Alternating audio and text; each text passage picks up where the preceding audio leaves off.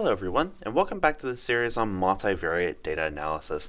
Today we're going to be considering a family of methods known as the k-means clustering algorithms that is going to allow us to cluster or group our data based on similarities between one or more of the dimensions of the data that we are actually working with. So let us just take this two-dimensional representation of data with some predictors, say xi and xj, but of course you can have more than two if you desire. So what is the question that we aim to answer today? So suppose that you want to cluster your multivariate data into k clusters. So the k and the k-means clustering algorithm family name is just the number of clusters that you want. So right off from the get-go, you can see that the k-means clustering algorithm gives you complete and 100% control of how many clusters that you want in the end for your final result. Right? And then you run these k-mean clustering algorithms, and then it builds you k clusters from your data. So obviously the sample size, n, must be greater than or equal to k for this even to make any sense. So in the end, our goal is to have these clusters, C1, C2 down to Ck, so those are obviously sets. In particular, these sets need to be not empty, because if you have an empty cluster, then that doesn't technically count as a cluster at all, and technically then you would have less than k clusters at the end, which would violate the goal. Right? So once you have done this k-means clustering algorithm, regardless of which family you choose to do, you're going to have k clusters, C1, C2 down to Ck, each with size n1, n2 down to nk. Ideally, if these are disjoint clusters, then the sum of those should be equal to n. In particular, each of those sample sizes, or cluster sizes, should not be equal to 0. And each of those clusters will have these objects known as centroids, right? And we're going to be representing them as x bar 1, x bar 2, down to x bar k, which might be reminiscent of the sample mean for one-dimensional data. But x bar 1, x bar 2, x bar k are actually going to be sample means, but they're going to be multivariate sample means. So when I say that, that means each of these x bar j's are going to belong to a d-dimensional feature space, ideally when d is greater than or equal to 1. But obviously when d does equal to 1, then you're going to have your typical or your traditional sample arithmetic mean. So generally speaking, in order to calculate the centroid for a particular cluster, let's assume, for example, you have some cluster Cj, which is equal to x1, x2, actually let's call it, say, xj1, j2, all the way down to xj, nj.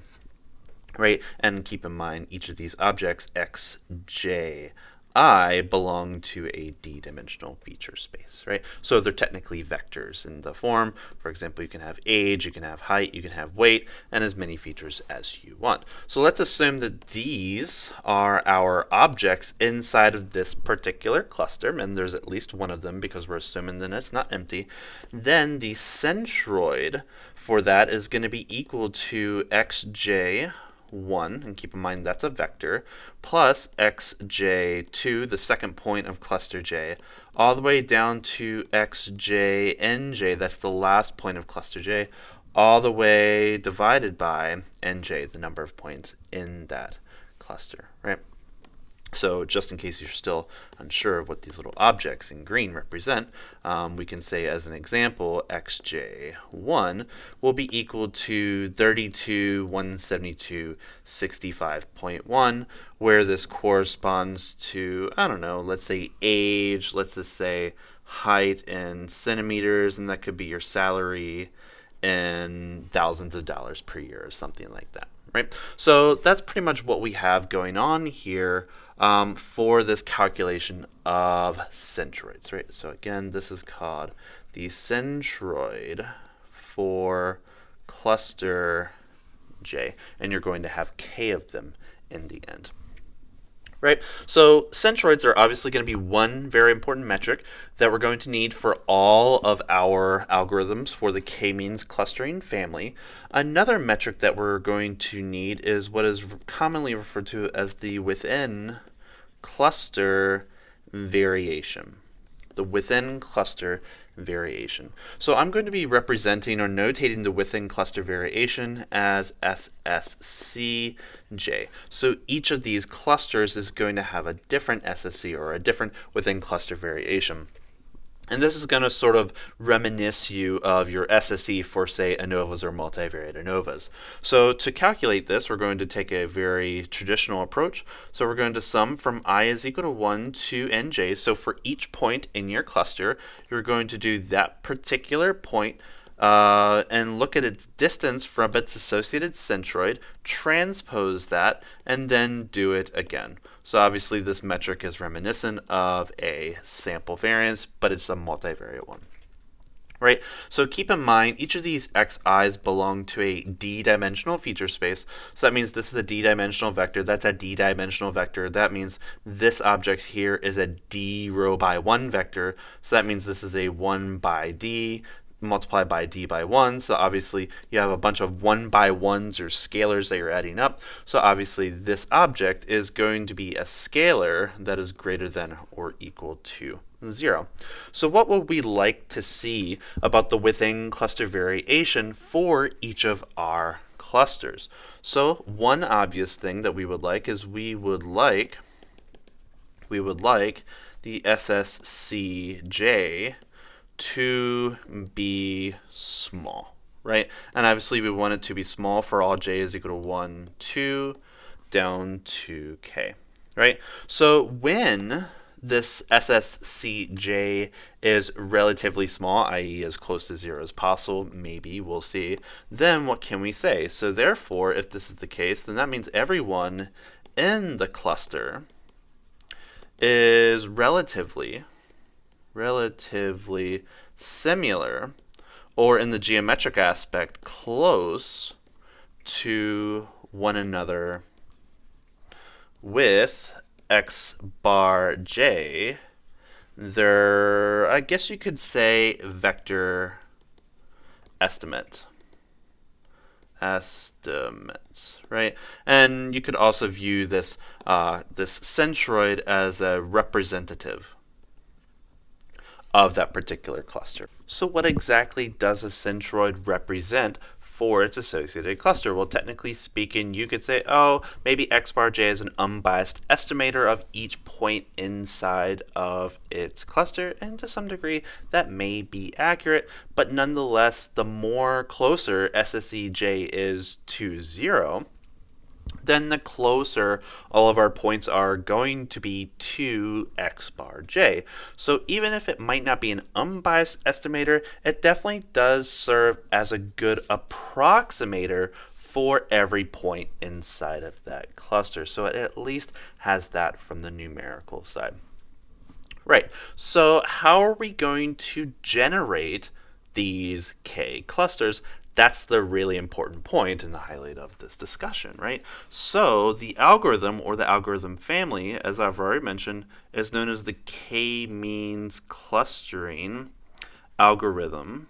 But there's technically not one, so we're going to call this the k-means clustering algorithm family. And we're going to talk about several variations of this. So generally speaking, what is a k-means clustering algorithm? In short, it is an iterative method. So if you've ever done any iteration methods, such as the Newton's iteration in single variable calculus, you pretty much have an initial guess, and then you keep on running and approximating until the algorithm converges to your final solution, right? So this is similar to Newton-Raphson iteration in calculus, in single variable calculus, right? So what exactly organizes this k-means clustering algorithm? So I'm going to be presenting this from the perspective of phase 1 and phase 2. So the k-means clustering algorithm, regardless of the family member you're going to be working with, is going to be broken down into 2 phases. So the first phase is going to be referred to as the initialization phase. So the initialization phase. And this is going to be our initial condition or initialization of our k centroids, right? Because in the end, we need to figure out, okay, what is our k centroids that best cluster our data? So phase one is going to be the initialization phase, which is going to be choosing k centroids. They might not be great. They could be perfect, ideally, in the initialization phase, but it probably will not be, generally speaking, especially the larger the data set is. And then phase two, this is going to be our iteration phase. And what this is this is going to iterate the centroids until they do not change. Until they do not, and that's obviously two words, do not change, i.e. the method converges. The algorithm converges. All right? So this is going to be pretty much what we're going to be walking through. And I'm going to give you several different initializations and a few different iteration phases. And then you can sort of pick any combination that sort of, you're more attracted to. Or you can technically look at them all, which most people do, and then look at the end result and, compare the results and interpret it as so. All right. So let us first focus on phase one. So phase one. So our goal is going to be to initialize our k centroids, right? So the first method, which I'm going to be representing by initialization method A, is sometimes referred to as the bounding box initialization. And the bounding box is very nice because it's very easy to implement regardless of the language that you're working with. So let me demonstrate how the bounding box algorithm works for two-dimensional feature space. So let's assume this is your first feature and your second feature.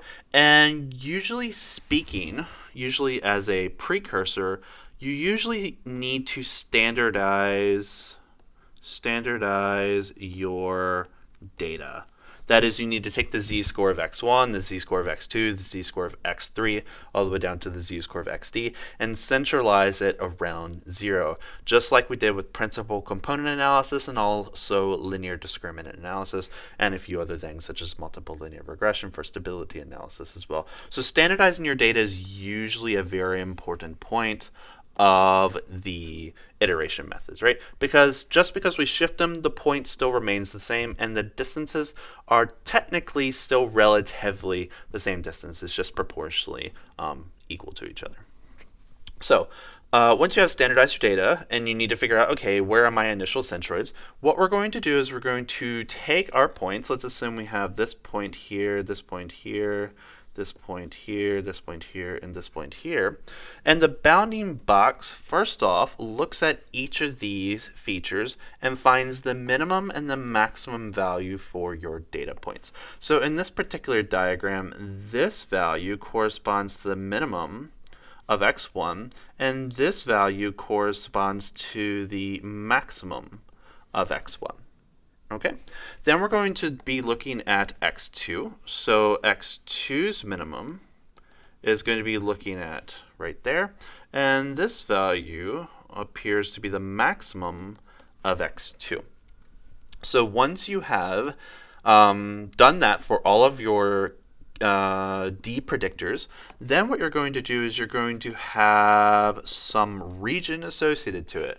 So in one dimension, that would be a line segment. In two dimensions, that would be a rectangle. In three dimensions, that would be a rectangular prism. And generally speaking, you would have a D-dimensional rectangular or hyperprism, I guess you could say, right? But nonetheless, you're going to have this set, which I'm going to call fancy B. Okay, so once you have this set B, then what you're going to do is you're going to select k points uniformly at random from B.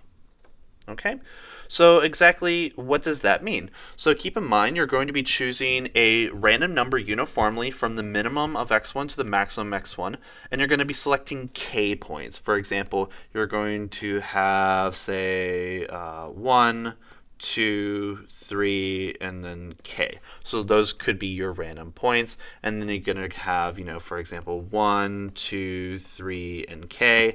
And then once you have that, then you're going to have your your centroids. For example, centroid 1 would be located there. Let's put it like as a star. Centroid 2 would be located there. Centroid 3 would be located here, and centroid 4 would be located somewhere there.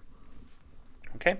A couple other things that I need to make sure that you understand is, since you're selecting k points from these points here and these points here, they usually need to be uniformly distributed in terms of their selection. But there can be some modifications to this bounding box algorithm where you actually select from this bounding box in a normal distribution way. So for example, if we redraw our box, for example, let's assume that this is our set B, then technically you should be selecting, if you're doing a uniform sampling method, this doesn't really need to be uniform, it's slightly skewed to the left, but technically speaking, maybe if, for example, k is equal to 2, we're going to be choosing, for example, this point, and that point for our x1 dimension. And then over here, if I can draw sort of sideways, maybe I'm going to choose that point, and that point, and that point.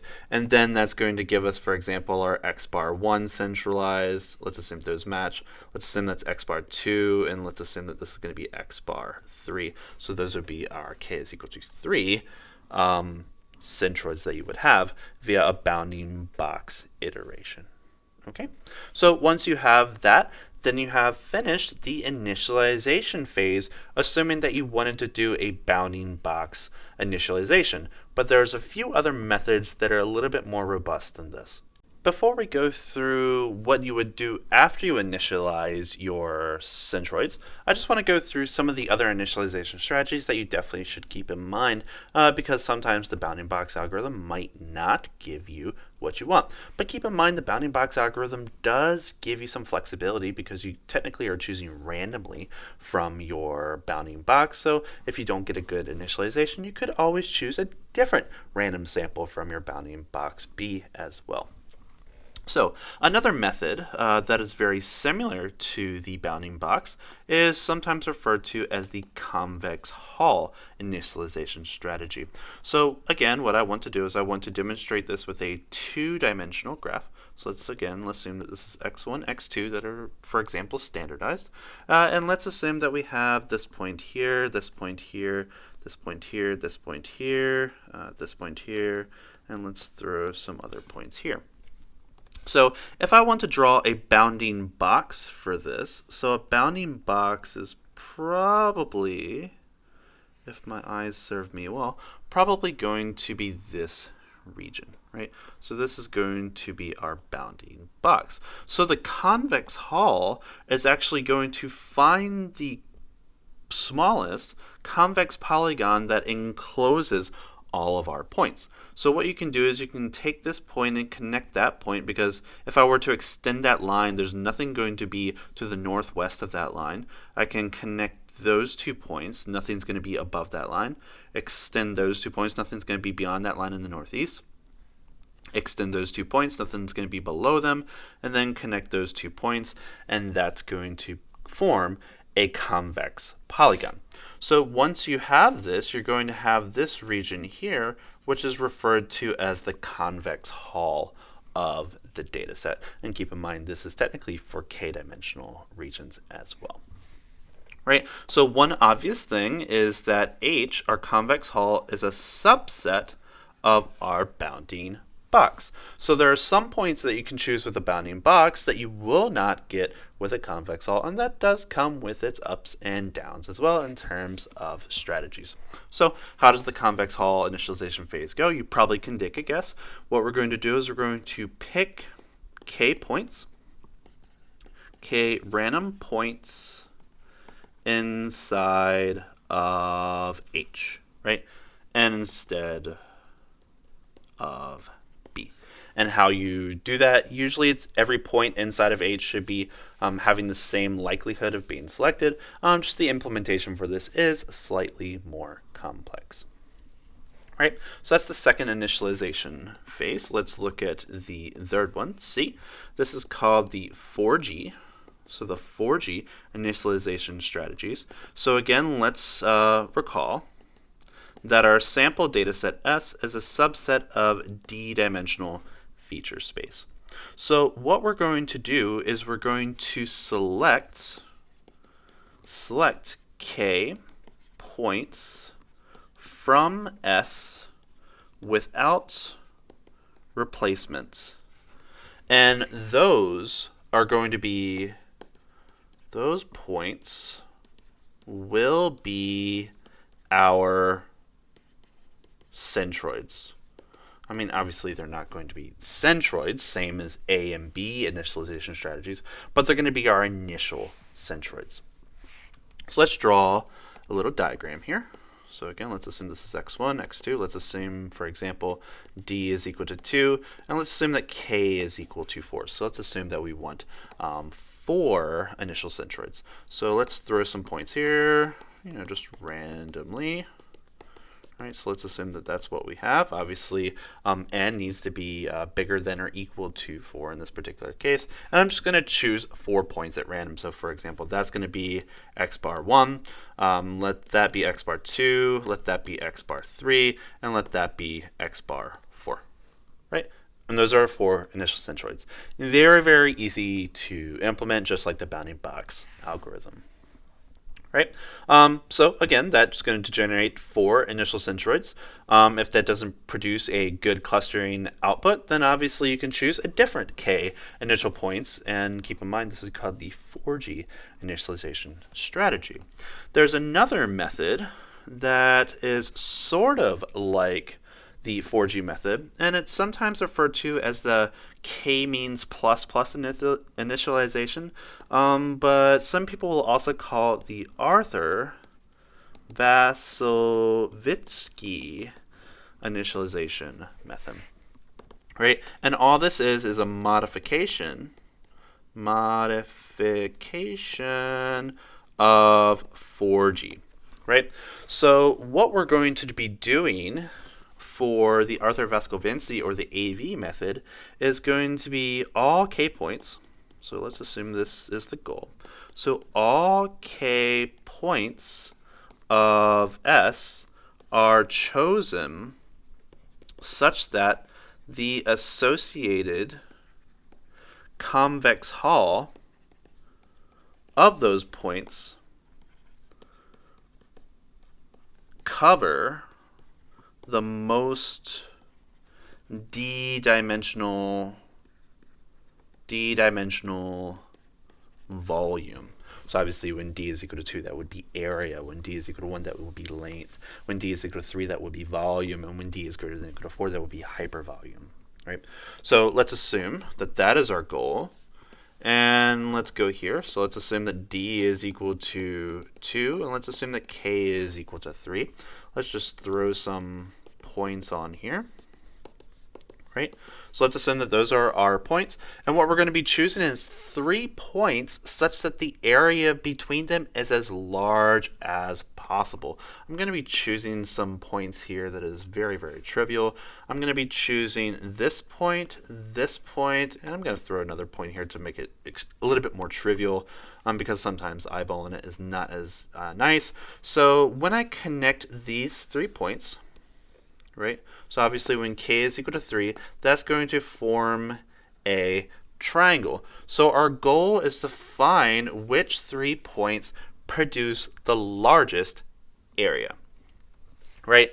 So this is not really more of a random generator, but sometimes if you know how to quickly generate the area of the associated polygon, for example, when k is equal to 4, that would be a rectangle, or technically a quadrilateral since the sides need not be parallel.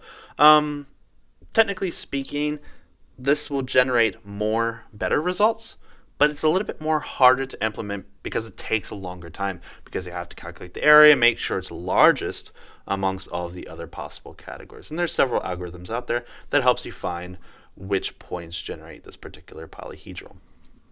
Right? But it is very computationally expensive. But technically speaking, it will produce better results. Right? So that's called the Arthur Vasovitsky initialization strategy.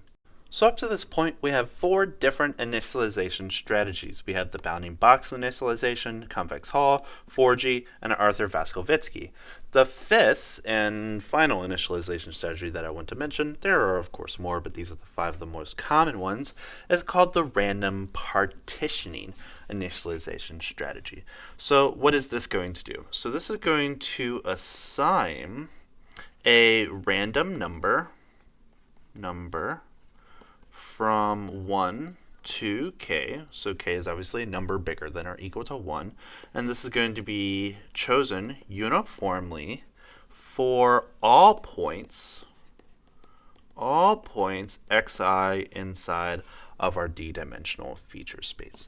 Right? So what is that going to look like? So let's look at a particular example. Let's assume that k is equal to 3 and our sample size is equal to 10.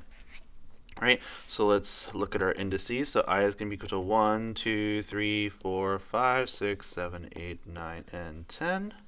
So here's our data points, regardless of their age, height, or weight. We're not looking at them quite yet. So what we're going to do for each of these, we're going to assign an ID number ranging from 1 to k. So k is going to be equal to 3. So for the first person, that's going to get a random number from 1 to 3. Let's assume that gets the number 3. 2 is going to get a number from 1 to 3. Let's assume that's 2. 3 is going to get a number from 1 to 3. Let's assume 1. 4 is going to get a number from 1 to 3. Let's assume it's 3. And then we're going to repeat this onwards. So 3, 3. Let's assume 1, 2, 2, 3, and 1. Okay. So once you have formed your or partitioned your data in a random fashion, then what you have is a bunch of clusters. Now they're obviously not looking at the particular features of your data points, but they are clusters nonetheless, highly likely not very useful clusters. So what do we have? So cluster 1 is going to be equal to who? So cluster 1 is going to be those points there. So that's going to be equal to x3, x6, and x10. So keep in mind that's a subset of d-dimensional feature space. And then we have cluster 2. So cluster 2 is going to be equal to who? So there's our 2, there's our 2, and there's our 2. So that's going to be equal to x2, x7, and x8. And then finally, we're going to have x3, and that's going to be equal to x1, x4, x5, and x9. Right? So once you have your not really clusters, but they're technically clusters built, then you're going to calculate from those quote-unquote clusters your x bar 1, your x bar 2, and your x bar 3, right? So those are going to be your initial centroids via a random partitioning algorithm, right?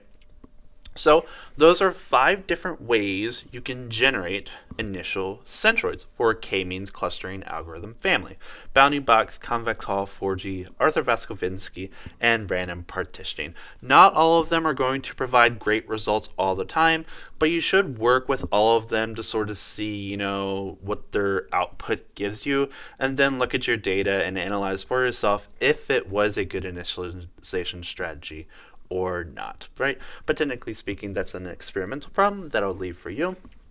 But now that we have 5 different ways of doing initialization, now let us get into the actual clustering part of the algorithm. So up to this point, we've discussed 5 different initialization strategies for k-means clustering. So by the end of the initialization strategy, then you're going to have these x bar 1, x bar 2, down to x bar k's. So those are going to be your initial clusters. So now what we want to do is we now want to look at all of the features with respect to these clusters and see who is closest to who, right? And there's going to be 3 different methods for this iterative clustering phase that I will present to you.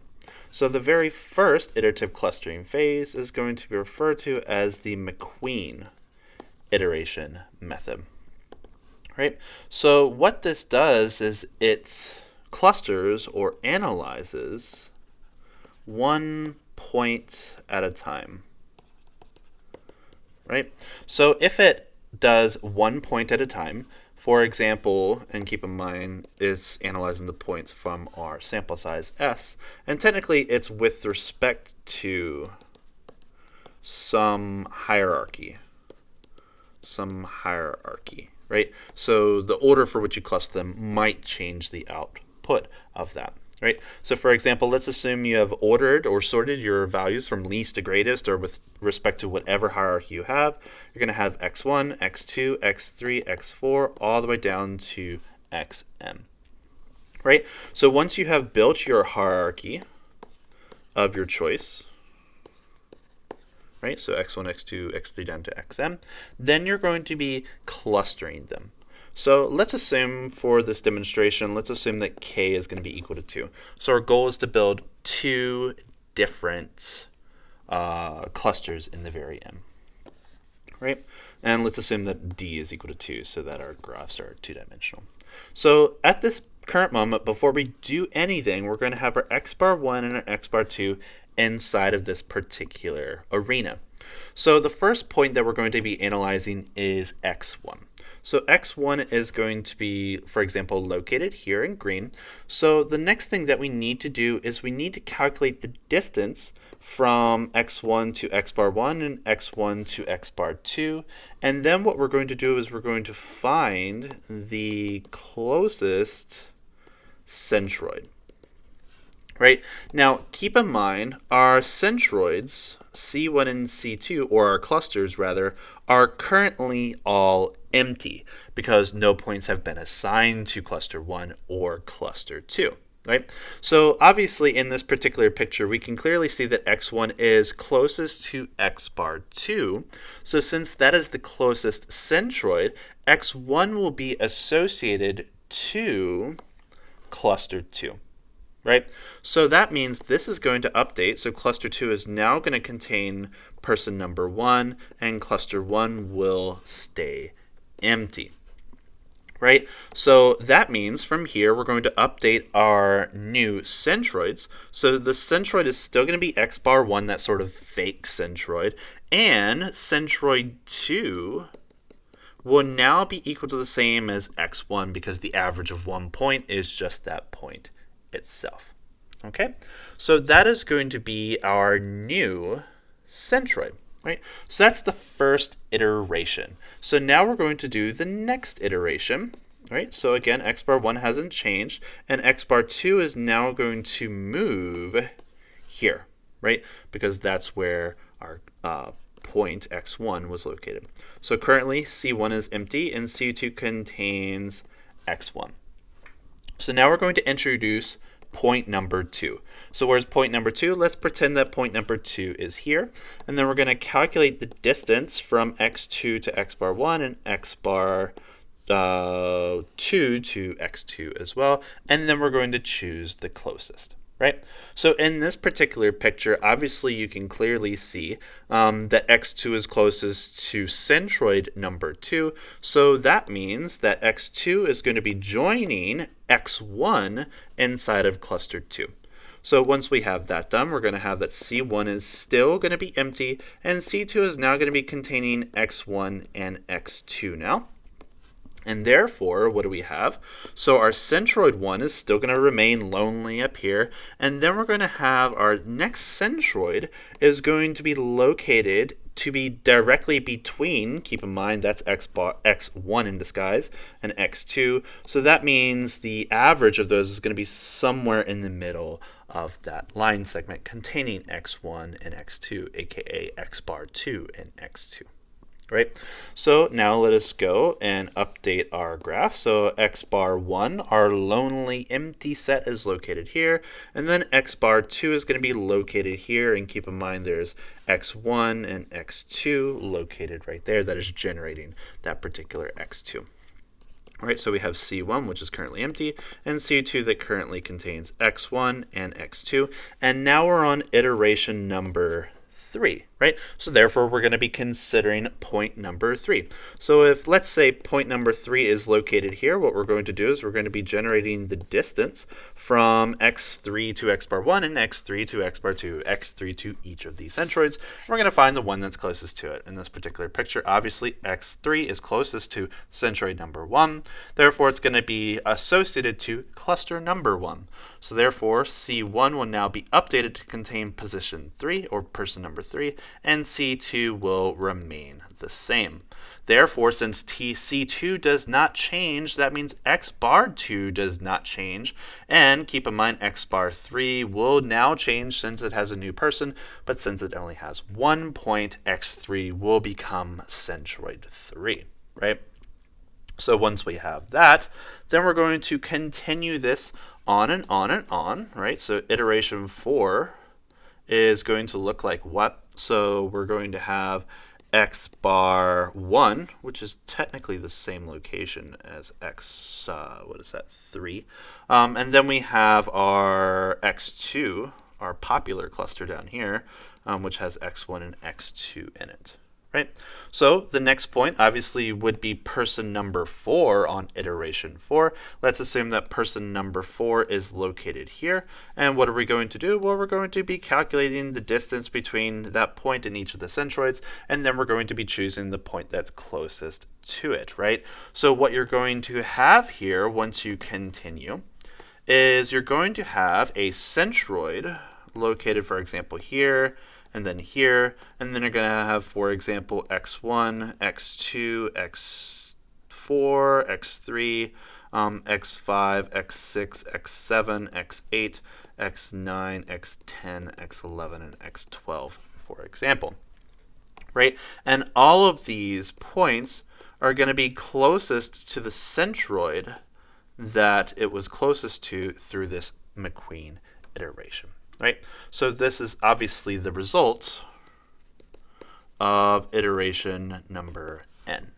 Right? So once you have gone through n iterations of the MacQueen algorithm, what are you going to have? So you're going to have n1 points in C1. You're going to have n2 points in C2, such that the sum of these nj's will be equal to m. Now, there is one small caveat. What if one point is equally distant between the centroid or centroids? Technically speaking, you can choose randomly between those centroids. Technically, it doesn't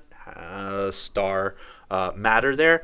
But there are other ways to break ties that I won't really get into here. But usually uniform sampling might be one, but you might want to consider a different hierarchy if you do have ties, especially if you have a lot of ties, because that's going to definitely throw in a lot of noise. Right? But once you have that, then you're going to have, for example, cluster 1 and cluster 2, and then that's the end of your k-means clustering algorithm via some initialization strategy of your choice and a MacQueen iteration.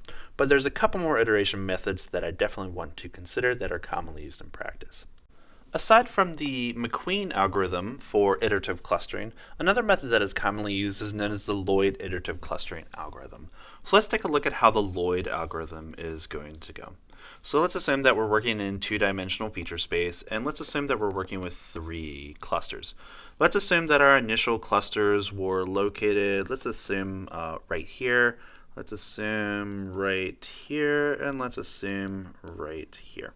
And let's also throw in our data points. Let's assume we have our data point right there. Let's assume right there, right there, right there, and right there. And let's assume that we have here, here, here, here, here, here, and here. Right? So let's assume that those are our data points, and those are 3 initial centroids. Okay? So what we're going to do is we're going to find the distance from each of our points to each of our centroids. So if this is, for example, point number 1, we're going to find the distance from each point to each centroid. Right? So technically speaking, you're going to have your I, 1, 2, 3, down to n, and then you're going to look at your k value, 1, 2, down to k value, and then you're going to look at the distances between point 1 and each of these centroids, and then you're going to find the smallest of that particular row, right? So you're going to find the smallest value across our row, and you're going to associate to that particular ID. So in this particular case, it's clear to see that that is the smallest distance. And then we're going to do the same for this point here. Obviously, we're going to do the distance from there, there, and there, and we're going to choose the smallest one, which clearly is going to be this one there. And then we're going to do that for every single point. So I'm just going to draw some trivial lines here that you can see. those are going to be the smallest distances from each point to each centroid. So once you have identified that, then you're going to build new centroids, right? So what exactly is this Lloyd method? So this Lloyd method obviously considers all points at once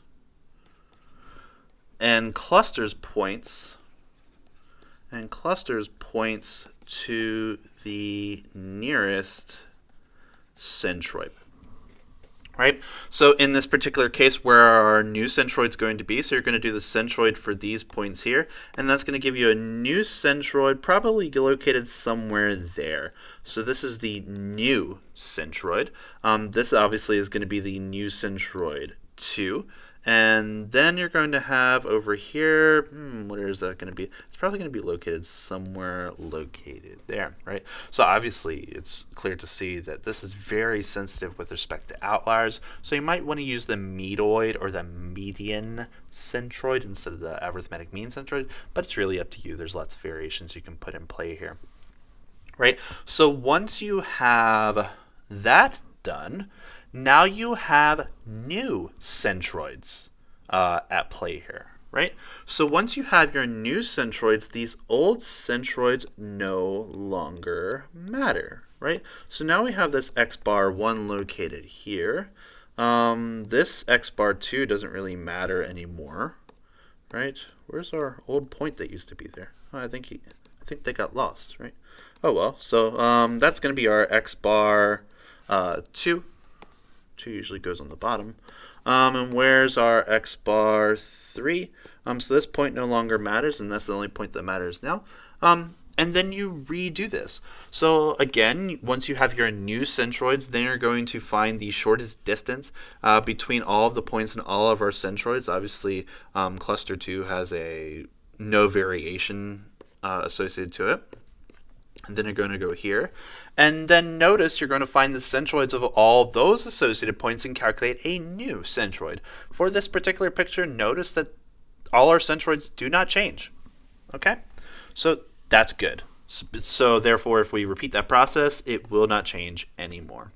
Right? So once we have considered all points at once and find the closest centroids, then we recalculate centroids, then calculate all distances, and then repeat until either A, the centroids do not move, or you can equivalently say that this is going to stop when until all xi and s do not change IDs. And when I say ID, I mean 1, 2, down to k. Okay, so what exactly is the Lloyd algorithm doing?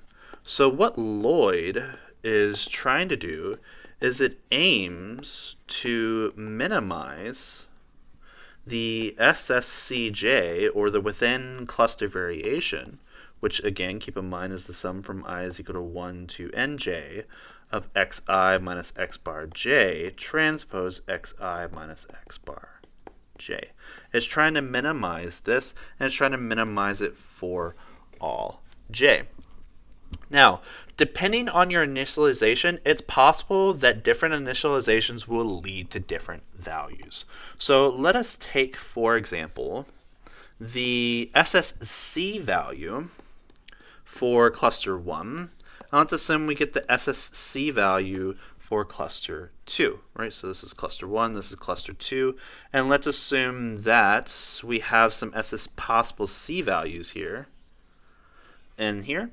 And let's assume that this value is going to correspond to our initialization value and the SSC that it provides to it. If you proceed with a Lloyd iteration, it will converge to this particular value here. right? And similar over here, if you choose this particular value, for example, for your initialization, I guess I should stay consistent with coloring. So if this is my initialization, and that's my associated SSC for cluster 2, then it's going to converge down to this value. And similar, if I choose that initialization strategy, it will converge to the same exact minimum. But notice if I choose this as my initialization, notice it's going to converge to a smaller SSC value. So note here that the initialization does have a potentially dramatic effect in terms of the outcome that the iteration methods for clustering produces in the long term. So obviously we can see that there is an inherent downside to just focusing on the individual SSCs, or the variation within cluster values, right? Because if we look at this particular diagram, we would obviously like to have this particular minimum for SSC1 and this particular minimum for SSC2. So what that actually minimizes is another metric, which is defined to be equal to the total SSC, which I'm going to define as SSCT, and this is going to be defined to be equal to the sum from j is equal to 1 to k of our SSCJ values, right? So the third method that is used for iterative clustering, which I'm going to call method C, is called the Hartigan-Wong iteration method. Right? So the Hartigan-Wong method considers both the individual SSCs and the total SSC. So what the Hartigan-Wong method does, and this is a little bit more harder to implement, but not impossible because it's just an optimization problem, is it would like